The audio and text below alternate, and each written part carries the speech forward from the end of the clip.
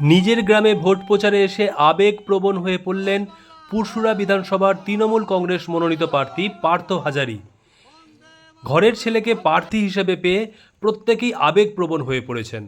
গ্রামের মহিলারা একদম ঘরের ছেলেকে মালা পরিয়ে শঙ্খ বাজিয়ে বরণ করে ঘরে তুলে নিচ্ছেন এবং প্রচারের ফাঁকে লক্ষ্য করা যায় গ্রামের অসুস্থ বৃদ্ধ মহিলাকে প্রচারের ফাঁকে নিজে হাতে খাবার খাইয়ে দিচ্ছেন। দেখুন বিস্তারিত।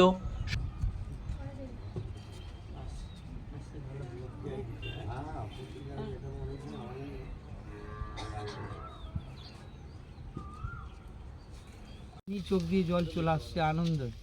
আজকে সবারই একটাই কথা, ভাই তুমি এগিয়ে চলো, আমরা তোমার পাশে আছি। এই সমস্ত ওনারাই দিচ্ছেন, প্রতিটা দেখছেন একটা একটা মোড়েতে আজকে সবাই মালা নিয়ে ফুল ছুঁড়ছে, মালা দিচ্ছে।